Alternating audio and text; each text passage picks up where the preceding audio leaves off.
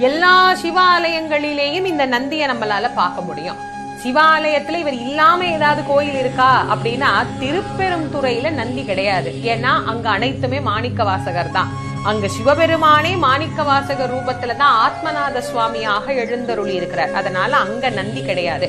ஒரு சில கோவில்ல நந்தி விலகிய ஆலயங்களை நம்ம பார்க்க முடியும். திருப்பங்கூர் கூட அதுக்கு ஒரு உதாரணமான கோவில் தான். எப்படினாலும் நந்தி இல்லாம சிவபெருமான் இல்ல, சிவபெருமான் எங்க இருக்கிறாரோ அங்க நந்தியேஸ்வரர் ஏதாவது ஒரு ரூபத்துல நமக்கு காட்சி தருவார்.